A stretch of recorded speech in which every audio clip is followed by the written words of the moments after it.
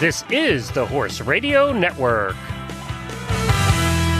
This is episode 29 of Retired Racehorse Radio on the Horse Radio Network, brought to you by Kentucky Performance Products, Casual Products, and Bates Saddles.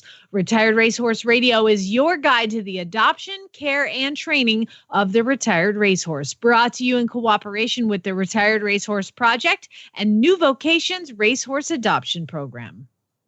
Today on Retired Racehorse Radio, we bring you our favorite vet, Dr. Madison Seamans from Cornerstone Equine, who's going to educate us on viruses. Forest Franzoi from Herd of Zebras joins us to talk about how every horse and rider has a story to tell. And Sarah and Leandra from New Vocations brings us some updates and another quaran-cutie with our Winner's Circle Adoptable Horse of the Week. Stay tuned. Quaran-cutie, I love it.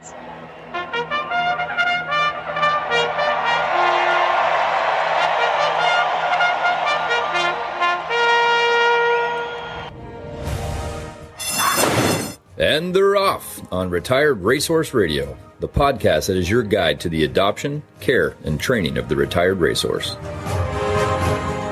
This is Jamie Jennings in Norman, Oklahoma.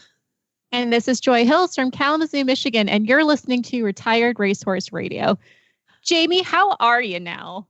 Oh my gosh, every day is Groundhog Day. I'm so tired of this. I want my friends to come over and play, and I want to go to horse shows. I have primed this horse to be ready. I mean, I rode him in the makeover last year, and I thought Baby Groot and I are going to hit the trail. We are going to go, and we are going to just blow the doors off the eventing circuit here in the middle of the country. Nope. No, he's just getting fat. Yeah, no, he's just running around the pasture causing problems. So no, I'm so ready to go back out and compete and everything. I mean, first world, equestrian problems here. I want to show more, but how's everything in your world? Is it still snowing in Michigan? Oh no, we finally got a break from it. There's actual grass now. So I'm watching my horses blow up like balloons. I miss canceling plans with my friends. I miss that. Remember that time you got invited to that place and you canceled it every time? Yeah. Okay, yeah, I've missed that too. Yeah. But I did have a Zoom meeting with some friends where we drank wine and talked about the good old days. Remember how we used to go out and actually see people? Memories. You know what? I'm really tired of having the only place I go is the grocery store. I can't go. No. I can't possibly go into a Walmart again. I've learned so much about our grocers. I know about their families. I know what their kids like to eat for dinner. We're just talk to me. It's just, they know what wine I like. They actually tell me we have a really good Pinot Noir in the back. Would you like to see? This is not okay, Paul.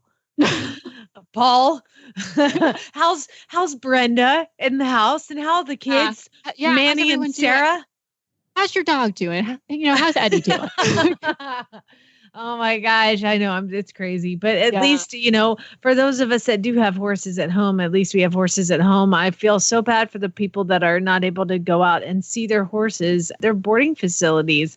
It will end. This too shall pass, and we'll get through it somehow. One way or another. But I am loving all of the different challenges on social media. I have been tagged in so many things. Some of the auditors tagged me in this, put on a t-shirt while doing Did you do that? Girl, not yet, but I probably will because I'm bored. Quarantine is going to break me, I swear. Producer Jen, have you seen this put a t-shirt thing on? I have seen it, actually, and I was very confused.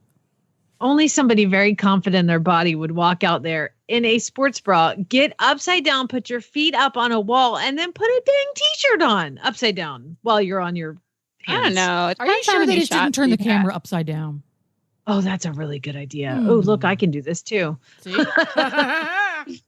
Well, that brings us to our title sponsor before we get to our first guest. And we would like to thank Kentucky Performance Products for sticking with us through all this craziness. But here we go. Let's hear from Kentucky Performance Products. The horse that matters to you matters to Kentucky Performance Products. Are you worried about digestive disorders such as colic, diarrhea, and ulcers making your horse sick?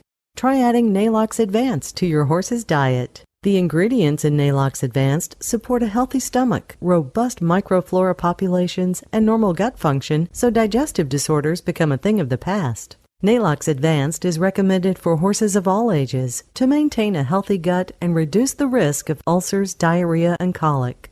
Why take chances with your horse's well-being? Start your horse on Nalox Advanced today.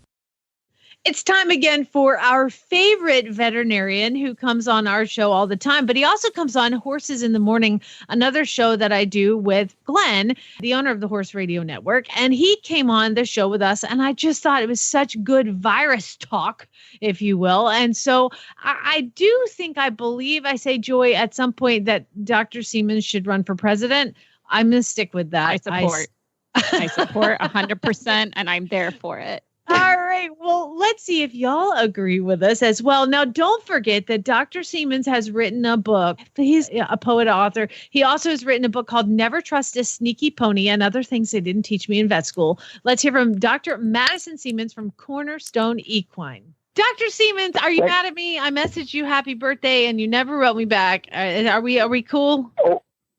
Oh no, I thought you guys were mad at me because you don't call me anymore. We did try and call you, and you wouldn't answer. Hurt my feelings. It did. Did we miss his birthday? No. No. Okay. We talked about. We gave you a happy birthday. Here, I saved the message. Happy birthday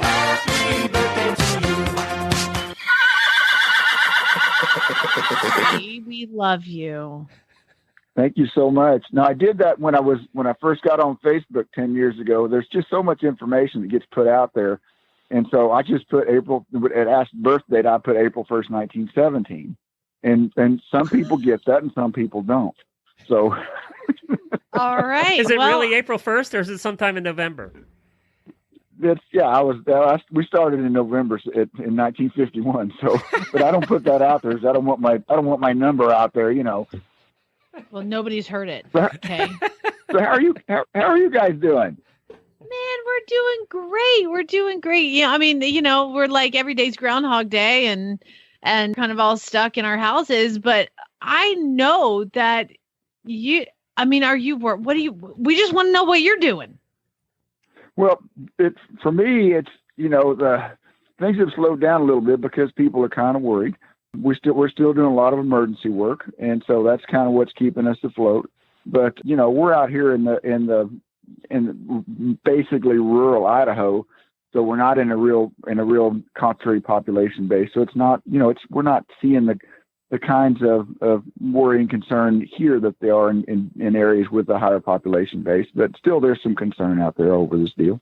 Now, with social distancing, when you go on calls, do you have the client stand at one end and you stand at the other? That's about the right length, right? I get as close to the horse as I possibly can. I don't really worry too much about social distancing with the horse. No, I meant the client. Do you have them stand at the butt end while you're at the front end? Yeah. I don't care about that. I just don't get too worried about that. Are we on the air now, or is this? Oh no, you're on the air. You're on the air. Wonderful. Yeah.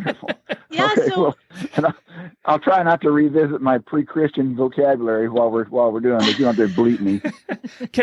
Jamie, I got to start this though. Can you please tell people not to suck an entire tube of ivermectin down after the report the other day?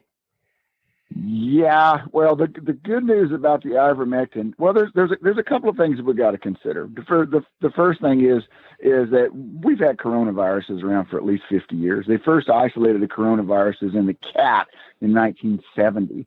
It causes feline infectious peritonitis. Say that 3 times fast. So, in other words, all of this is a cat's fault. I could have guessed that, actually.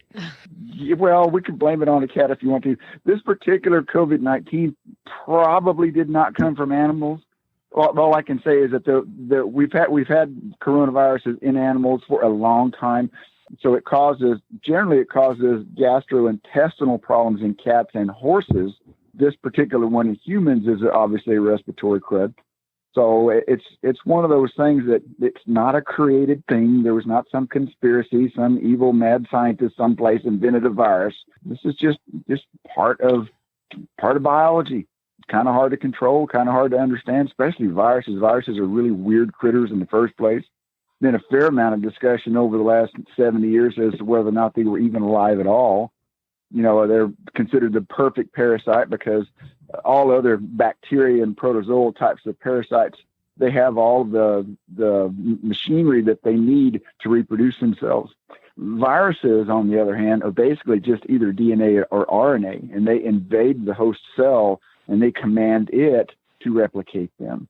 So it's a very, very novel and very unique type of life form that's able to get by on with bare bones minimum stuff in order to replicate itself. So that's one of the reasons why it's kind of hard for us to develop vaccines against certain viruses. But the good news is that those things change periodically, and that's why all these epidemics, with no exceptions at this point, have eventually run its course. The virus changes, it mutates randomly, and then it becomes less virulent. We saw that with the Spanish flu in 1917. More recently, we've seen that with the West Nile virus here, which is not a human disease. It's actually a bird disease, and horses and people were accidental hosts. And so we had an outbreak there in the early 2000s. We lost, several thousand horses, but at peak of 2004, and by 2005 or 6, it was back down to almost undetectable levels. It wasn't because we vaccinated every horse in America. It's because that's the nature of viral diseases, is they change. So this is going to blow over. It's not fun. It's not what we're having to go through to try to prevent it and reduce the spread is not fun. But this too will pass, and we'll be back to doing things the way we've been doing them, I believe. Can I just say that Dr. Seamans for president? Can I just go out and say, write-in candidate immediately, Dr. Seamans for president? That is the most logical way I've heard anything explained.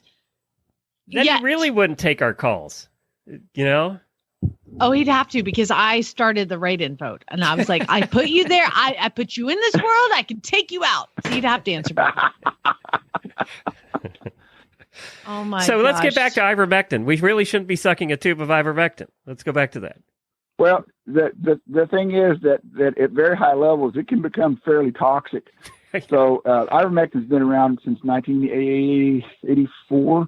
And the beautiful part about this, at least the recent studies that have been demonstrated, is it takes a very, very, very small dose to be effective. I think they're looking at 5 milligrams, which your average tube of ivermectin, I think, has a gram, so 1,000 milligrams in it. So, and you got to remember that different animals, different species are going to respond to different drugs in different ways. And so the level of ivermectin that it takes to prevent heartworms in a dog is infinitely smaller than the level of ivermectin that it will take to kill a parasite in a horse. So we need to be really careful and not self-medicate all the time. There was a study when this first came out about some people that actually took something they thought was fluoroquinone, was actually an aquarium cleaner. Right. Yeah. And it looked like the same.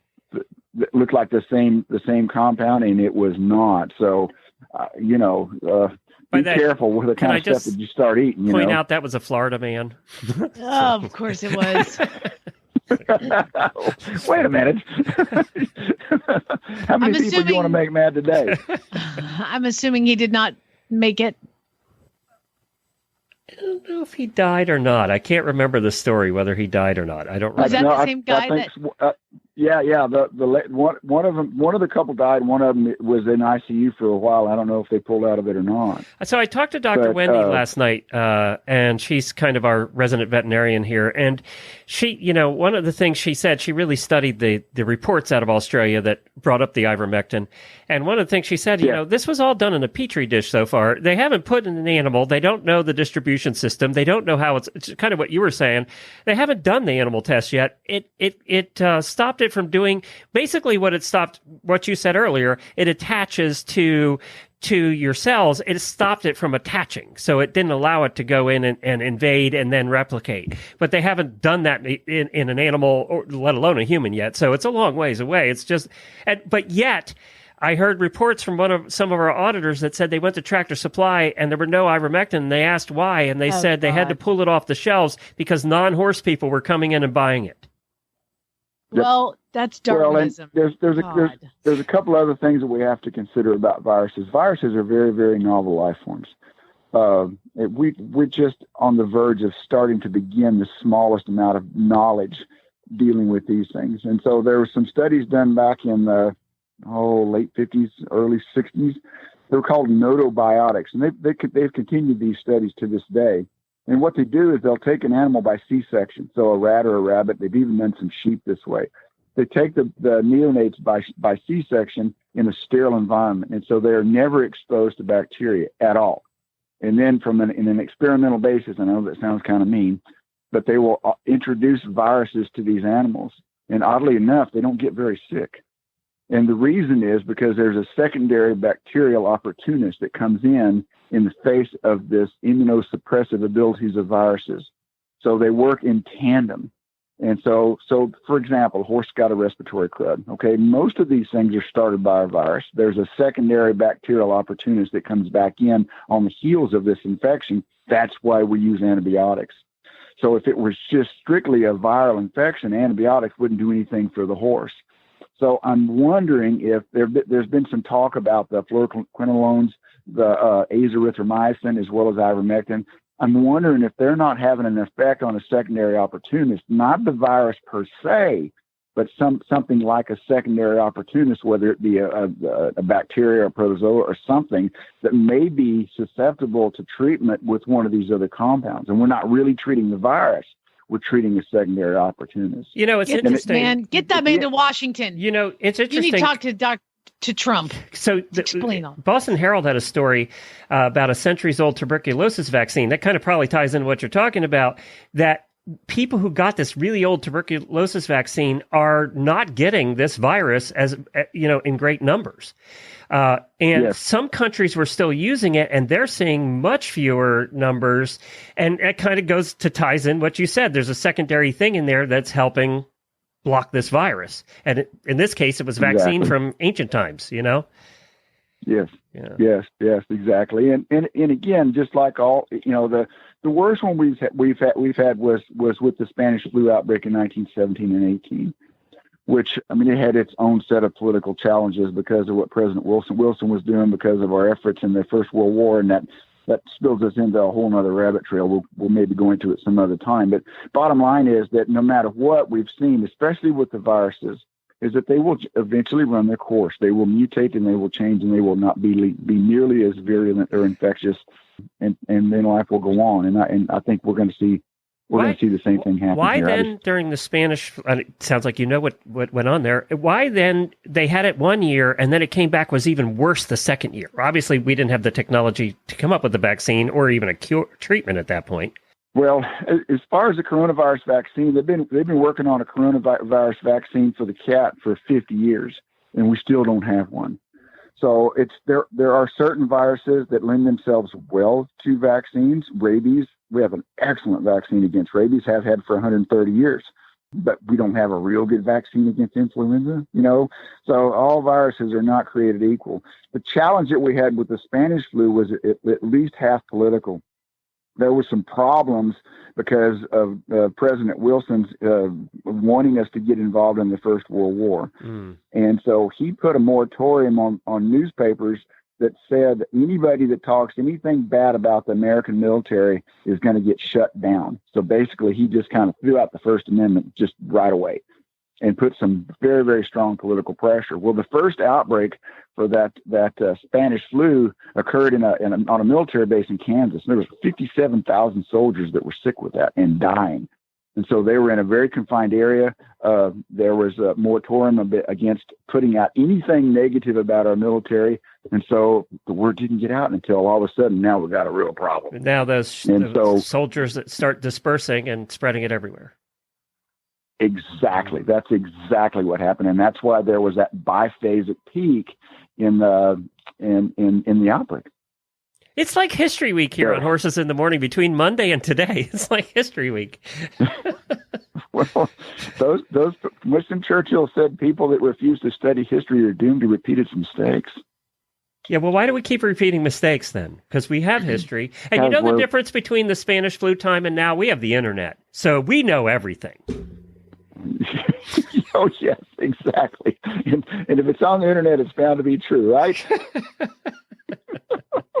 Unbelievable. Listen, so my question was, with all of this awesome talk you guys are doing, by the way, it's super interesting to just sit back and listen to the two of you. How long does it take for a virus to morph and change and then go away? Since you seem to have all the answers, I want you to tell me how much longer this is going to go on. 3 weeks, 4 days, 12 hours and 18 minutes. 3 weeks, 4 days, 12 hours and 18 minutes. I'm writing it down for us. But the bell curve, okay, the standard deviation will be forever, okay? So just to cover all my bases, okay? It could be less. I don't know the answer to that. Historically, these things have. If you look at all of the major epidemics, we had one back, when was it, 2010, 2011, we had the swine flu. Those things will run their course. And so if you can look at the different influenza, the different respiratory things that have happened over the recent, let's just say 10 years. And so we were going to have the Asian flu, the avian flu, the swine flu, the SARS thing, which was another coronavirus. I mean, over the last 10 years, we've had all of these things crop up and cause some concern. And I'm not saying that we shouldn't be concerned, but they have all run their course, and none of them have taken more than just a few months. So I think they're looking for that flat part of the peak, okay, that flat part of the curve, so that we start to see a decline in numbers. And I think that thing is going to be here at some point. I can't say when, but if this thing follows the course that other things have in the recent decade, I don't think we're looking at a long haul on this thing. Will probably become what's called endemic. The same thing happened with the West Nile virus back in 2004. We started seeing great declines in the numbers of cases, but we still have this thing crop up periodically because it's here. Again, it's a bird disease. It's not a horse disease. Humans and horses are accidental hosts. And I think this coronavirus may well come about and do the same thing. Well, I have a question. Okay. Sorry, I know we're keeping you way too long. So I and my husband believe we've already had it. We were very sick, and he's an airline pilot. We just think we already had it. We've recovered. I don't think, if you've already had it, you can't get it again, correct? Well, I just read a story this morning that they're starting in the other countries that were ahead of us, South Korea and China and some of the other countries that were ahead of us on this. They are seeing cases, and they're trying to figure out why. They're seeing a number of cases of people who are testing positive a second time, and it's usually 1 to 2 months later, and they're trying to figure out why some people are testing positive again and some aren't. Dr. Seamans, can you get the same virus twice? Well, here's this becomes a problem. In the first place, there's basically only two ways to test.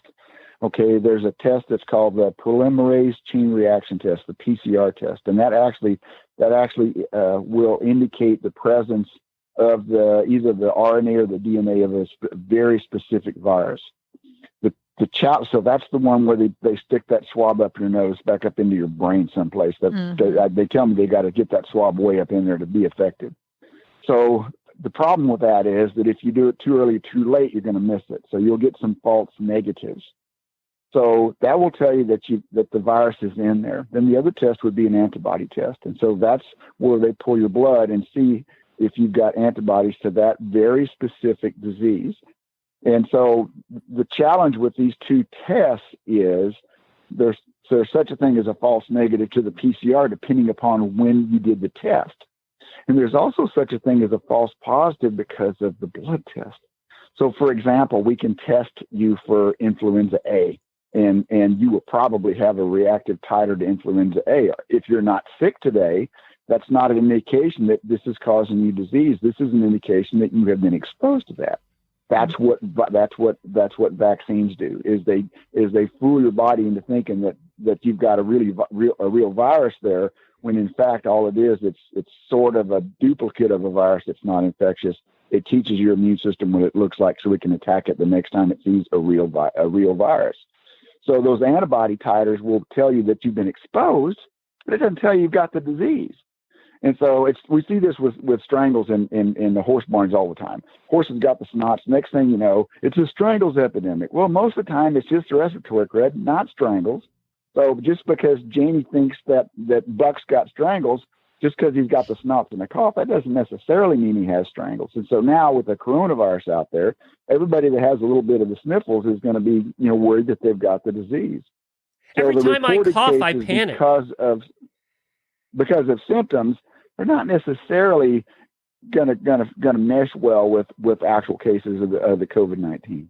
So say I had COVID-19 a couple months ago. Can I get COVID-19 again?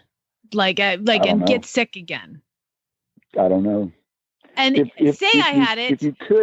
If you could, that would be a rather unique type of a virus, because most of the viral infections don't necessarily impart lifelong immunity.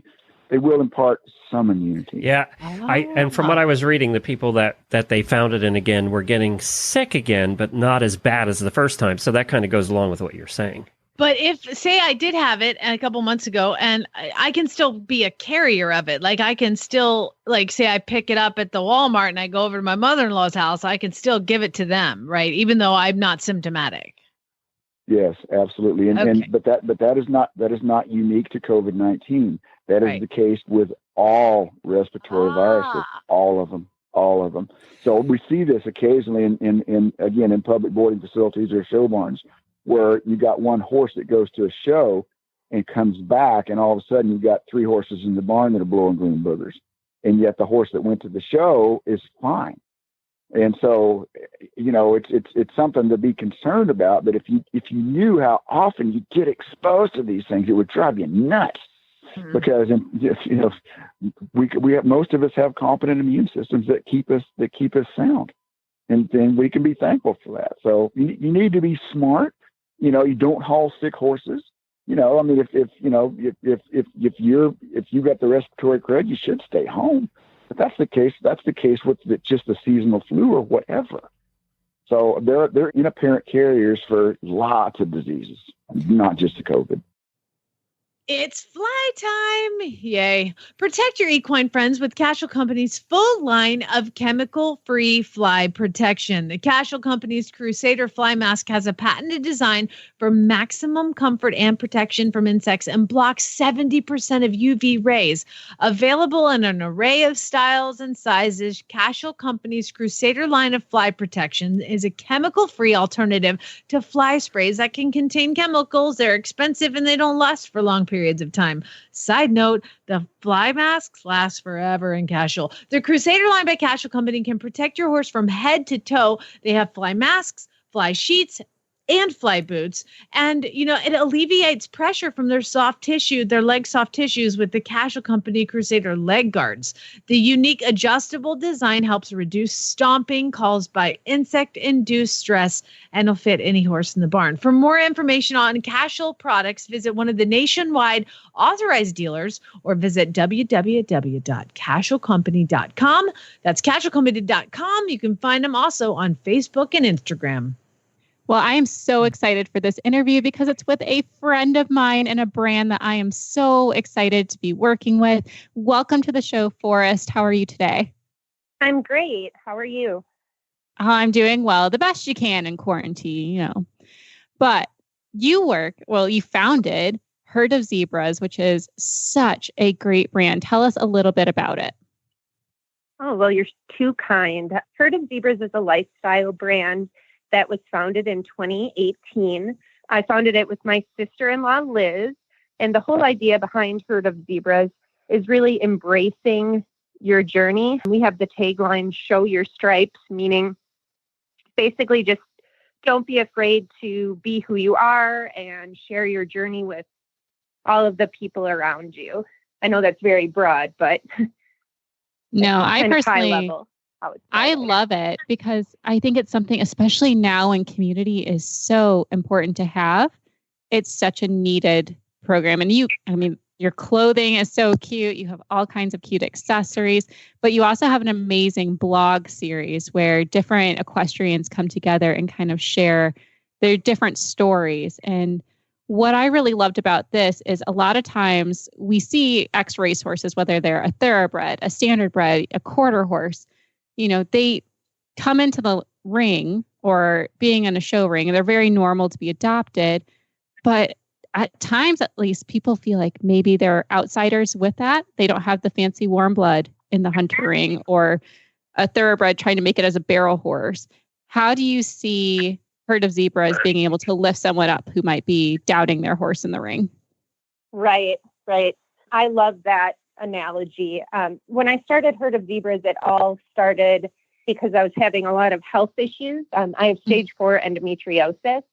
So trying to find someone else that could relate to me and, really be a part of my herd, as you will, was challenging. So the people that I always found that could be there for me were my friends with horses. And, when you go to the barn, it doesn't matter your background, your age, anything. It's that you have that common love, of the horses, which, instantly you have friends because of it. And I grew up riding a grade pony, Sparky, who's actually the Herd of Zebras mascot, is named after him. Aww. And he was a pack pony in Montana before I got him. And, I did the large pony hunters on him, and I was showing against all these Hillcrest ponies or, warm blood pony crosses. And, it can mess with your confidence a little, thinking you're not sitting on the same quality animal that someone else might be.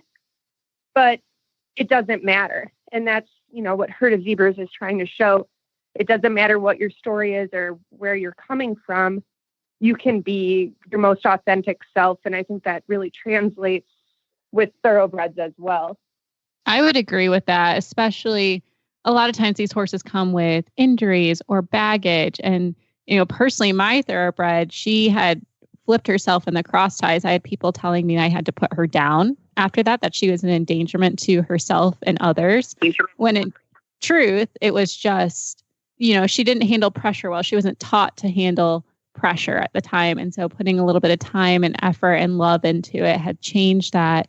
And what I love about the blog is that everyone kind of brings these stories that no one's perfect, but they bring something of high quality to the table. And so you actually recently adopted an OTTB for your niece. How did you come to that decision? Yeah. So, growing up riding, I grew up basically getting on anything, as most young horse crazy kids would do. So when I was a teenager, I had an off the track thoroughbred named JR, and I loved him. I mean, he still to this day, I'm 33 now, had the best jump of any horse that I've ever ridden. And, they're smart, and nothing really beats, in my mind, a good thoroughbred. They will go and go and go forever for you. So I really wanted my niece to have something that wasn't made, as you will, that she was going to have to work and build a relationship with this horse. And I'm also a big fan of mares. And you and me both. I knew I liked you.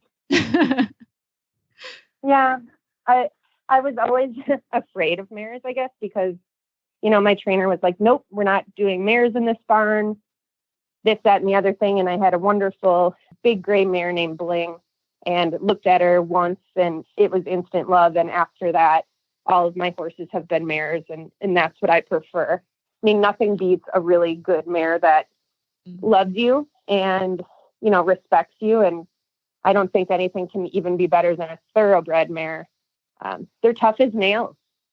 So this mare, Sage, we got her, back in November. I actually knew the woman who had her. We showed ponies together when we were kids. And when I got my young horse, Bindi, I imported her from Ireland without telling my parents or my ex-husband. Whoops. And she picked up Sage from Arlington Racetrack in Illinois the same time that she picked up Bindi from quarantine. So I knew about this mare and always really liked her. And my friend was going through some life changes with having more children and just didn't have time for her. So she just was kind of sitting. And my mare, Cupcake, died last year in May. And that left a really big hole in our family. And my niece really, the plan was for this horse to be Bryn, my niece's horse. And, so we went on and tried leasing different animals, and then they would always get sold under her. And not having a big budget, you're kind of limited to what you can get, especially in a show barn where people are spending ridiculous amounts of money. It's not something I wanted to do. So while talking to my friend Morgan, She was like, well, try her. We had her out for a lease to buy. The kid lost interest, but she's tough, and the mare is tough. Not necessarily when you ride her, but on the ground. So we're working through that. And now with the quarantine, our farm is actually closed. So we haven't been out there in almost a month now. But, a lot of it with my nieces, I'm like, you've got to build a relationship and build trust with this horse on the ground. Think about how much time you spend with them on the ground versus on their back. But slowly and surely, I mean, they're forming a bond, and it's been a really cool process to watch. I love that. And I think you said it so well, like they're tough as nails, and they come with such a great story. Each one of these horses who comes off the track, they had a story beforehand that made them who they are today. So I love that you advocate for them. Thank you so much for doing that.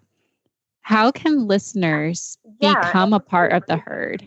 So we have a larger Instagram following. You can follow us on there. Our Facebook is a little bit smaller, as we find most of our audience engages with us on Instagram. We do a lot of different types of contests and drawings, and we're always looking for different people in the equestrian community who maybe have faced certain levels of hardship or different experiences that someone else might find valuable. So we're always looking for guest bloggers. That's really appreciated. And we're just basically here for you, whether it be me responding directly to comments that come on through our Instagram, or if one of our assistants is able to respond, we'll always make sure that we get back to you and be there for you or direct you to someone else that may have gone through a situation that you're dealing with, and see if we can get you some support that way. I think that's great. And especially during this time right now where there's so much uncertainty and a lot of people are facing anxiety and fear, you have done such a great job making a social media presence of doing kind of live streams on Instagram and bringing different equestrians to the table to talk about their emotions during this time. And you're also doing something really neat to support the equestrian business. And tell us a little bit about the virtual equestrian trade show. Oh, awesome. Yes. So the virtual equestrian trade show came about when my friend Erin, she owns Equine, which is, you have an Equine now. I do. It's so great. My students hate it, but it's great. Yeah. Yeah, it's awesome. It's this little device for anyone that isn't familiar with it that you clip on the front of your helmet, and it's like having your own little riding instructor sitting on your shoulder telling you when your position is changing. Anyways, we were both going to Equine Affair in Ohio, which would have just gone on last weekend. And we're both very young businesses, and this was our first opportunity to really get out to the masses and let people see our brands, meet us, and understand more about what our brand is about. So when all of this, global pandemic, which I never thought I would be saying, came about, we were chatting and we're like, so how are we going to survive as small business owners? Like, for me, this is my sole income, and this is a really scary thing. So instead of dwelling on it, we're like, well, what can we do to change it? Because that's very much how we both think. So we wanted to support those other small business owners that aren't able to go to those trade shows, that have a large amount of inventory invested for either the summer show season, or like I was going to Land Rover. So we have all this inventory hanging out. What can we do to let the equine community meet us in a way without actually physically being there? So Virtual Equestrian Trade Show is happening on April 17th and going through the 26th of April. And basically what it is a platform for consumers to shop all of these brands that you would have seen at things like Equine Affair or Midwest Horse Fair or Land Rover 3-day event in one place.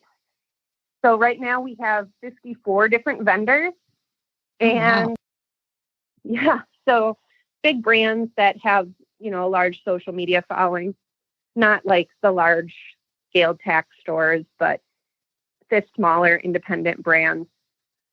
And we're hoping that this will be something that we do every few months. And we're really excited to share it with our community and continue growing it as the years progress.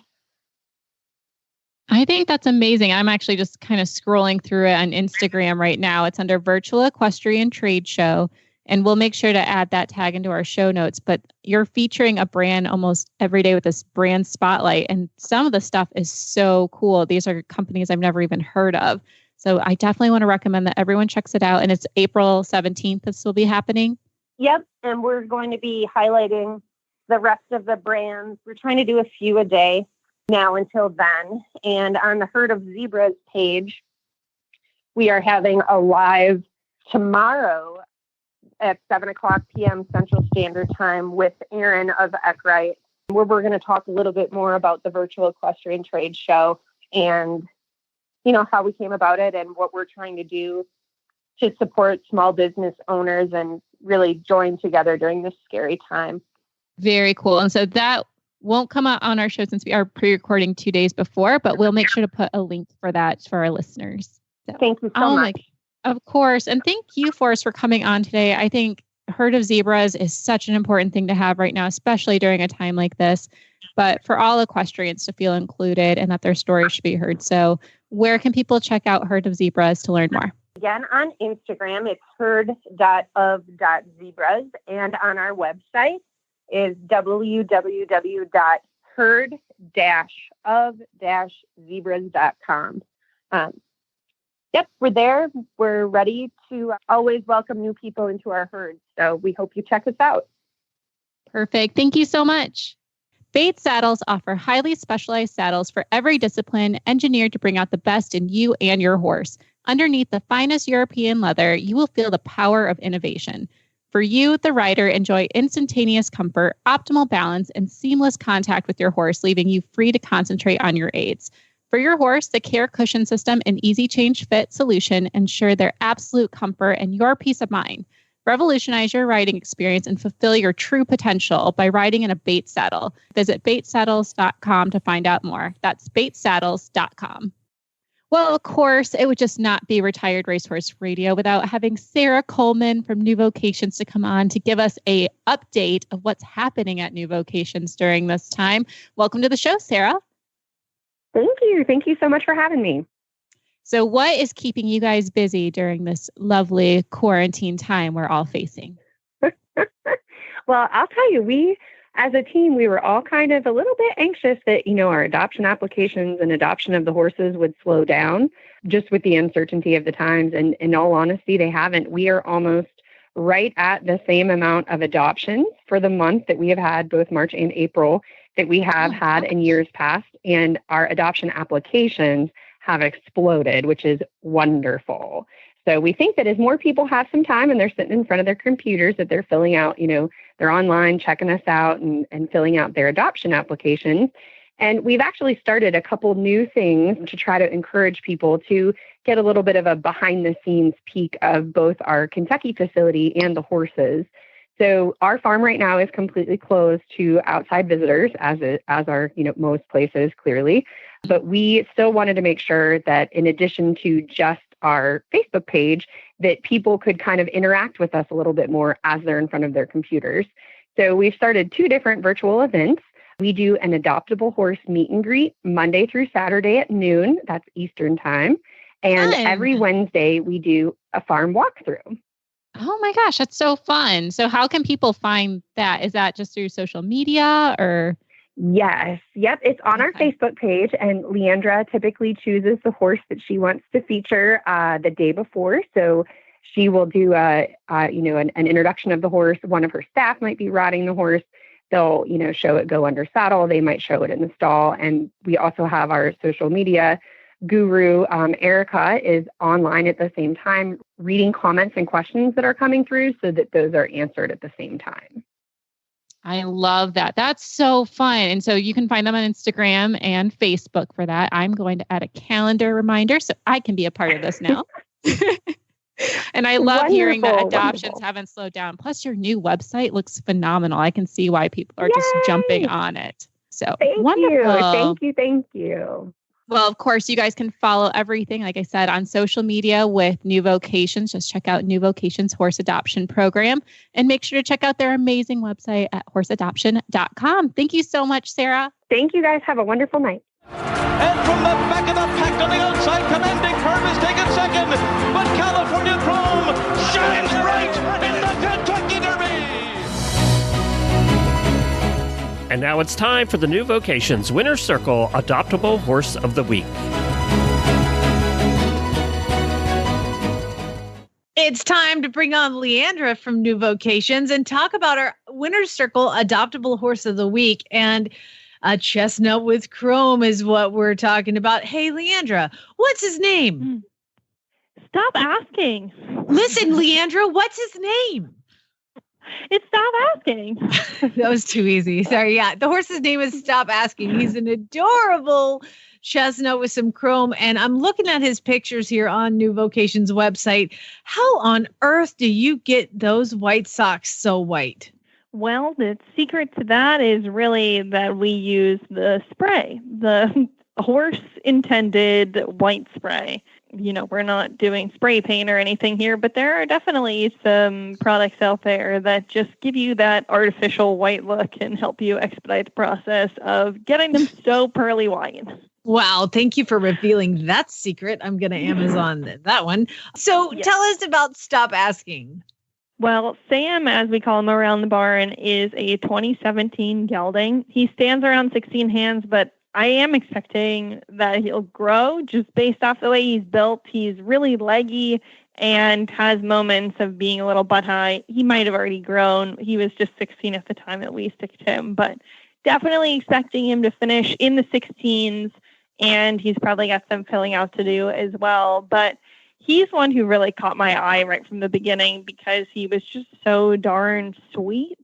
He's just such a nice horse and such a good citizen around the barn that you just are like a magnet to him. And he's been a pleasure to work with ever since he came. And he has some interesting bloodlines too. I really like the Dixieland Band horses, and the Fapiano is another bloodline that caught my eye, but also has like Rahi and Secretariat, and is just a neat horse through his bloodlines and then just in the way he presents himself. But he had a little tiny hairline fracture in his metacarpus, which would be like our shin. So fortunately, that is not related to an articular place, so not in a joint. It's a pretty stationary part of his body, and he's not expected to have any restrictions now. And actually, we've already started in the process of rehab riding him, and he's in his final week of that. So he's about to graduate to the totally fine, just like every other horse category, and hasn't had a single lame moment with us. And the kind of things that we're working on with him are working on stretching down, because he has a more U-necked neck development, but he has a really upright movement to him as well. So we like the latter part of that. And now we're just getting him to use that top line a bit more, but he is eager to please. So he has been an exceptional mount in the whole learning process. And because of that, we think that he could even be suitable for an advanced intermediate type rider who's working with a trainer. He's not like a professional only type of horse. He really is the all-around good guy, tons of prospect, and could go in any number of directions. So pretty excited about him. I mean, he's just a baby. If you look at him, like you said, like, one minute he looks like he's butt high, next minute he's wither high. He's just in that phase of growing, especially with a problem with the shin bone, like you were talking about. That is something that it's still growing. I mean, so what a good time to pull him right off the track and just give him a break. And he's gonna heal up, no problem from that. He is adorable, but he's got like a short back, which I really like, and a good upright shoulder. So I think he'll be pretty sporty in the future. Yeah, absolutely. And I think more than anything, what I really love about him is that really soft eye. You can tell he just has a good soul. And I was looking at, because actually, even though this will air on the 10th, to the day that we're recording this, April 8th, that's the day today, is 1 year exactly since I adopted my horse who suckered me into being a foster fail from New Vocations. And I was looking at pictures of him a year ago, and there are so many ways that he has changed. He's like a totally different horse. But you posted that on Facebook. Yeah, you posted that on Facebook, and it was like, what are you doing to make your horse look? I mean, he is like completely different and muscled and built. But yeah, you're right. That eye is the same. You can't make them sweet. You know, they're just born that way. And with some Rahi in him, it's just a great combination. He looks like Rahi. So we've been asking you for a training tip. But I wanted to do something a little bit different because, you know, we've talked a lot about when they first come off the track. One thing I wanted to ask you about is when they first come to you guys, are there certain kind of go-to things that y'all do as far as like feed and supplements or omeprazole or something that you kind of it's your go-to like cocktail for a horse off the track? No. Not really. I just switched. We're in the process of switching, actually. As far as feed comes, we had a locally made grain that was basically a simplified sweet feed. So not quite as sweet as kind of the sugary mix that people worry about, but definitely made it really easy for them to transition from the track because we never have grain come with them. So they had to be able to adjust to it right away. And so we've had this performance sweet feed, but I wanted them to get a little more fat because the performance sweet feed was 13% protein and 6% fat. And one of the things that we know that helps to get that picture perfect look that you'll see on the website is to build up their fat reserves, because a lot of times they're like high octane athletes and they don't really have a high percentage of fat in their body. But as they become sport performance horses, we like to see them being a little more fleshy. Mm-hmm. And for that, you need to not only meet their internal fat reserves, but exceed them to have the fat be more present externally. I wish I had that problem. Fat, definitely. I know. They're just lucky suckers. Just all that metabolism. So I've started to work in a 12% protein, 12% fat grain and started to mix it in because what we were finding was we were adding so much fat and like cool calories, and we use rice bran oil and flaxseed and all those sort of things. So we definitely had a cocktail going. But I like to keep things as simple as possible because especially if you're pulling a horse right from the track, a lot of times they might be coming down from whatever cocktails they're getting on the track, you know, depending on what they're using. So you want to keep things as simple as possible to help in that transition because down the road, once they're more transitioned, you can evaluate different supplements. And I don't, even down the road, I like to keep it as simple as possible, but you can evaluate if something's working a heck of a lot better once you know that they're not on anything else.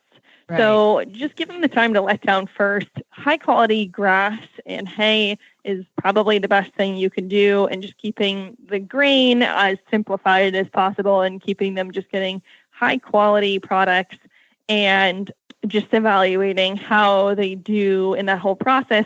You can make adjustments if you think that they're losing weight or really easy keepers and all of that.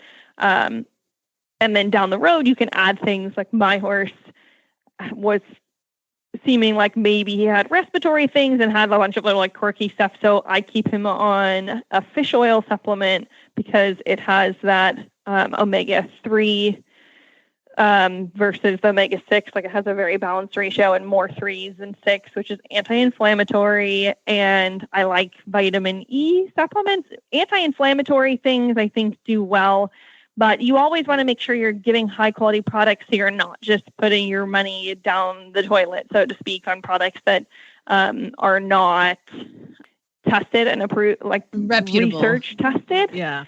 Right, because we don't have the same FDA approved type process for supplements, and that's a huge, huge money making industry. So just keep it simple. It's really easy to just go down a rabbit hole of looking at all the things that they could get, but just start simple. You can add things. If you don't see a difference, you can take them off or change it and whatnot. But this is probably the perfect time to say our title sponsor is an incredibly reputable, well-researched supplement company, Kentucky Performance Products. So if you want to get something, get it from them. Mm-hmm. Well, actually, that's exactly who I get my fish oil from. So, are you serious? Yay, KPP. I'm totally serious. Guys. Contribute is what I use, and my horse laps it up, and it smells actually really nice. So fish oil, people think of as being nasty, but if you're going to do an oil and need the anti-inflammatory, I highly, highly, highly recommend the Contribute product, which is the KPP fish oil. So when I ask you for a magical cocktail, there you go. That's what she recommends. That Kentucky is Performance absolutely. Products. You need fat and you need anti-inflammatory, so you really can't go wrong with that. And you get so much bang for your buck, you might as well try it. KPPUSA.com. Hey, Leandra, thanks as always for coming on. Please give a big smooch on the nose to stop asking for us. Sam, absolutely. As you will. All right. Thanks, girl. We'll talk to you next time. All right. Thank you. Thanks for having me. You can find our show notes and links to today's guests on the website at retiredracehorseradio.com. Like us on Facebook. Just search for Retired Racehorse Radio. Follow us on Twitter at Horse Radio and have a new Facebook page. It's Flyover Farms, Jamie Jennings, Certified Monty Roberts Instructor. And you can also email me, jamie@horseradionetwork.com. My email is joy@horseradionetwork.com or find me on Instagram at joyhequestrian. Thank you so much to our sponsors, Kentucky Performance Products, Cashel Products, and Bates Saddles. And don't forget to check out all the other shows on Horse Radio Network at horseradionetwork.com. Remember to set your goals high and love to learn from every ride. And spay, neuter, and geld. Bye, guys.